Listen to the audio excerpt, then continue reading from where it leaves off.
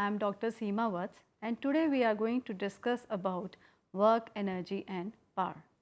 Well, in this lecture we will learn about these concepts that will going to define work done by a force and give the unit of work. We will also calculate the work done by an applied force like gravity when it moves from one point to another, work done by variable forces like spring. We will also define the power of a system and state work energy theorem. Let us discuss about these examples and see what is the work done in these cases. First case, when a man pushes a wall, there is no displacement of the wall. The question arises whether a work is done. Well, we say that the work done is 0 in this case because there is no displacement of the wall.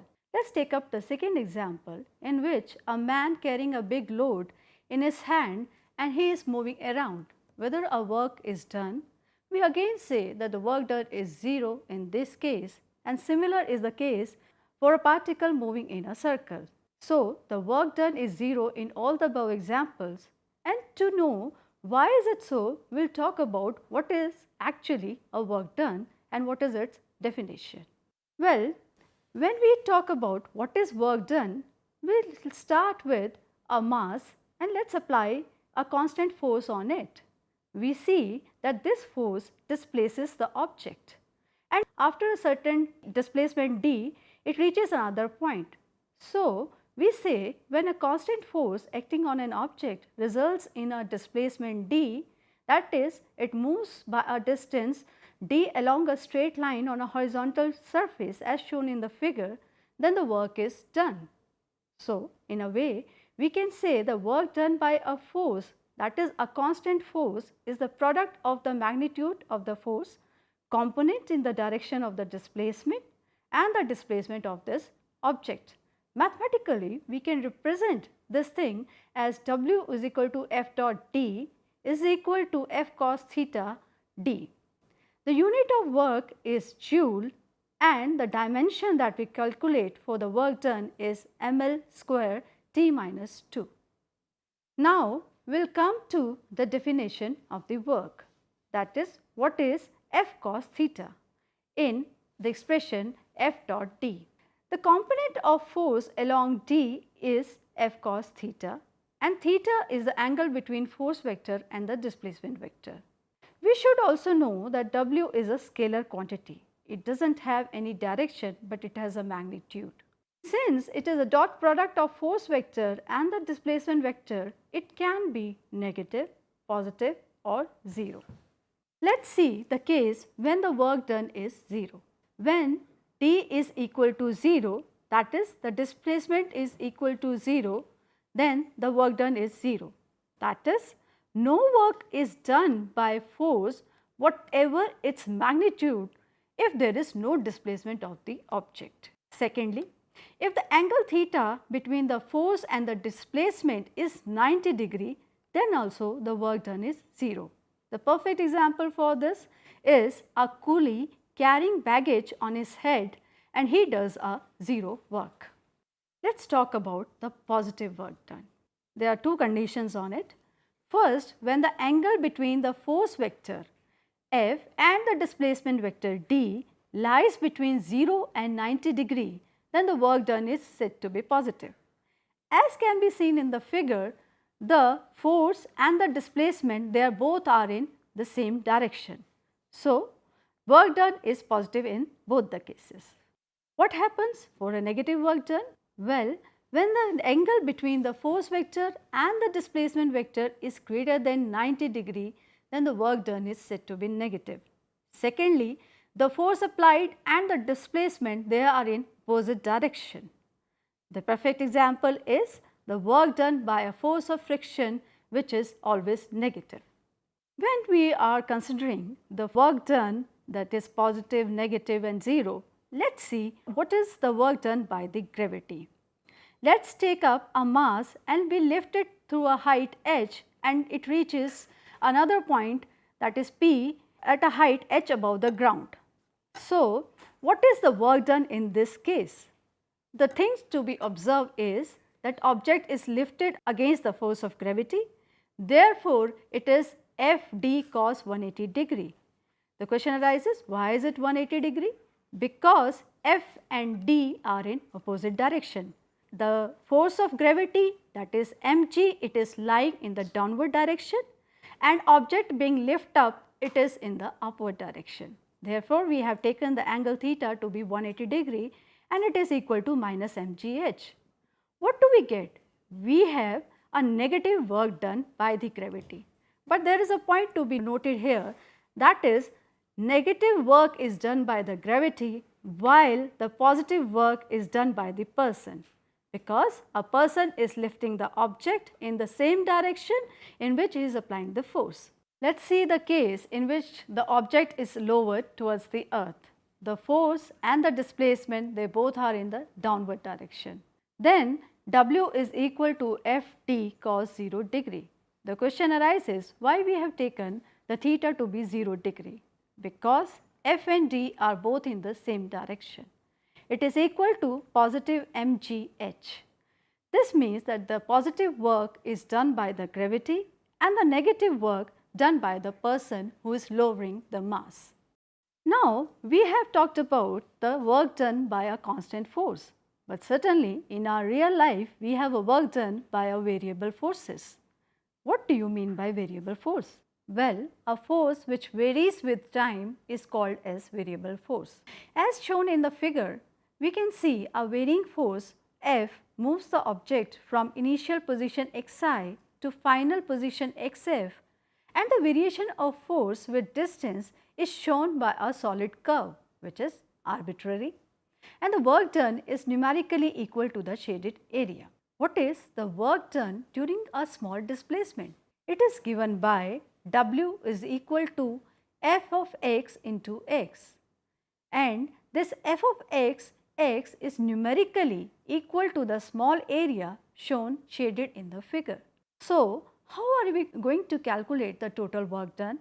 Well, the total work done by the force between xi and xf is the sum of all such areas, that is the area of all strips added together, which is given by W summation of W summation of fx into x. A perfect example of work done by a variable force is a spring. Then we got to understand what is a spring mass system. A spring mass system is the one whose one end is rigidly fixed and a mass m is attached to the spring. This system rests on a smooth horizontal surface. As we can see in a figure, portion A, in which the relaxed position of the spring is free end at x equal to 0. In the second case B, the spring is compressed by applying an external force F. In the case C, we have the string being pulled or elongated by an external force F, and the maximum compression or the elongation is Xm. There is one interesting thing in a spring, that is Hooke's law. What is Hooke's law?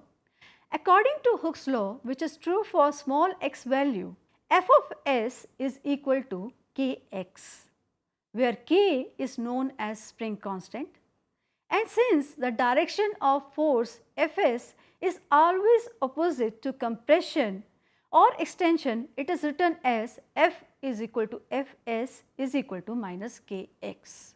Let us examine the work done by this spring.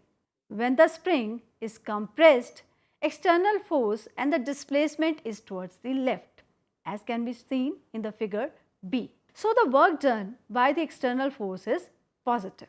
Secondly, the restoring force generated by spring for the same displacement is towards the right. Therefore, the work done by the spring is negative. In this case, we have to show mathematically the work done in the case of spring and the value of spring constant. In the first case of figure A, we have at s equal to 0, the force Fs is equal to 0. That is, there is no restoring force acting in a relaxed position. But as x increases, that is, the displacement increases, the force Fs increases, and it becomes equal to F when x is equal to maximum. Maximum is the maximum strength at which the string can be stretched. Third case, we have Fs, average force during compression or extension. It can be taken as Fs by 2. The question arises, why can we take Fs is equal to Fs by 2? Since force Fs is varying linearly with the displacement d, therefore we can average it out to be Fs by 2. Therefore, W is equal to F dot D. Now here force is Fs, Fs by 2 dot x is the displacement, and since Fs is equal to Kx maximum, by putting the values we will get the expression for the work done by the spring is equal to half K x maximum square. We can also measure the value of spring constant by using this system, that is a spring mass system in which the mass is attached to a string. In this case, the weight of the mass which is acting downwards due to gravity is given by mg, and the string is stretched to the maximum, that is x. Therefore, we have Fs is equal to the gravitational force, which means that mg is equal to kx and k is equal to mg by x. In this way, we can measure the spring constant of a spring. Then we can also know about the unit of this spring constant. It is given by Newton per meter. Since now we are aware of work done by a constant force and a variable force, and we have discussed the examples, let's come to the power. That what is power? Actually, the rate at which work is done is called as power. Mathematically, we can express average power is equal to work done divided by time taken. W is the work done in the time t. It is defining the average power. Now, the SI unit of power is watt, which is equal to joule per second, and the dimension when calculated comes out to be ml square t minus 3. Power is a scalar quantity. It has only magnitude, no direction. There are different expressions for power in different units, that is 1 kilowatt is equal to 10 to the power 3 watt, 1 megawatt is equal to 10 to the power 6 watt, and 1 horsepower is equal to 746 watt.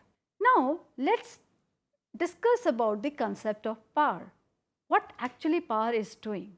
Power shows us the time that work requires. That is, if there are two different people doing the same amount of work in different time, they have different amount of power. Suppose a 40 horsepower engine could accelerate the car from 0 mile per hour to 60 mile per hour in 16 seconds. If this were the case, then a car with 4 times the horsepower could do the same amount of work in 1/4 of the time.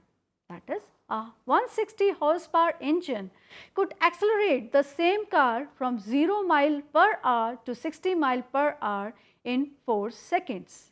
Now, let's know about the unit kilowatt hour. What actually it is? The unit of power is used to define a new unit of work, that is energy. One such unit of work is kilowatt hour. This unit is commonly used in electrical measurement. 1 kilowatt hour can be written as 1 kilowatt into 1 hour. 1 kilowatt is equal to 10 to the power 3 watt, and 1 hour is equal to 3600 second. When we take the product of these two, we get 10 to the power 3 joules divided by 1 second into 3600 second. So, 1 kilowatt hour comes out to be 3.6 into 10 to the power 6 joules, which is equal to 3.6 megajoules. The electrical energy that is consumed in our homes is measured in kilowatt hour. In common man's language, 1 kilowatt hour is equal to 1 unit of electrical energy consumption. Let's talk about energy. That what exactly is energy? We know that the capacity to do work is called as energy. A system having energy has a capability to do the work, like an automobile moving on the road uses chemical energy of the fuel. Similarly, we can have different types of energy which can be used for various purposes. But in universe there are two types of energy, mainly kinetic energy, which is the energy by virtue of motion, and secondly potential energy, which is by the virtue of position. Basis on this, the kinetic energy, there is a very important theorem, work energy theorem. This theorem, it relates the work with the energy. How? This theorem states that the work done by the resultant of all the forces acting on a body is equal to the change in the kinetic energy of the body.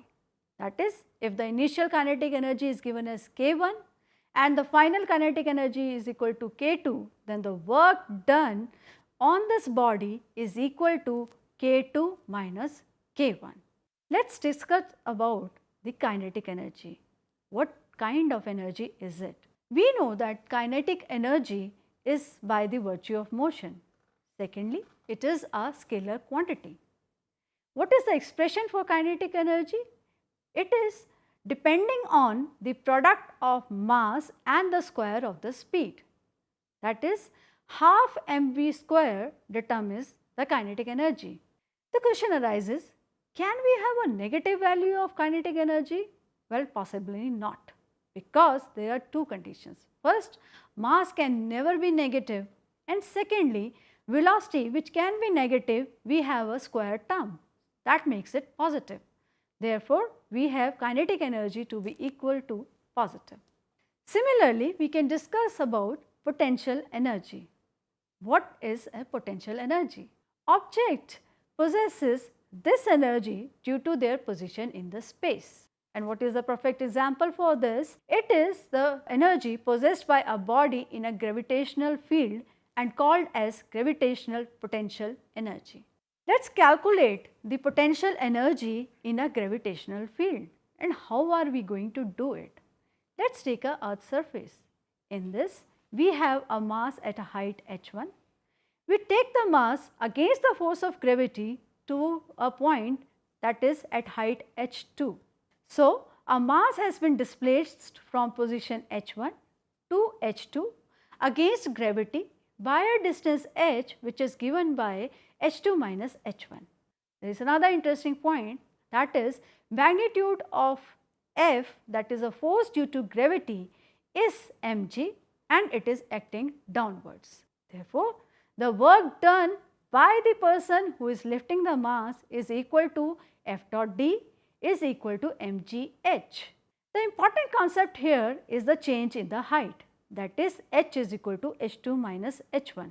The work done is positive and it is stored in the mass in the form of gravitational potential energy. Therefore, a point on the surface of the earth is assumed to be the reference point with zero potential energy. Now we have potential energy of springs. Whenever we talk about the potential energy of springs, we have the work done by external sources to compress the spring is given by half kx square. This work done is stored in the spring as elastic potential energy. When the spring is left free, it bounces back, and the elastic potential energy of the spring is converted into the kinetic energy of mass m. Now, since we have discussed about work, power and energy, let us talk about the law of conservation of energy. The law of conservation of energy states that the total energy of an isolated system always remains constant. That is, energy is neither created nor destroyed. Energy may change its form, it can be converted from one form to another, but the total energy of the system remains unchanged. Let us talk about the example of energy conversion. Well, in a thermal power station, the chemical energy of coal is changed into electrical energy. This electrical energy runs machines, and in these machines, the electrical energy changes into mechanical energy, light energy or thermal energy. Now, we will summarize whatever we have done in this chapter. That is, we have learnt about the work done by a constant force, and a variable force, in which we have tackled with the different examples in which the work is done by the gravity and as well as by the spring. We talked about the power, we talked about the energy and the potential and the kinetic energy. We have also noticed the law of conservation of energy and the work energy theorem, which are all interrelated topics and that give you insight into these concepts more and more if you go through it in detail. Thank you.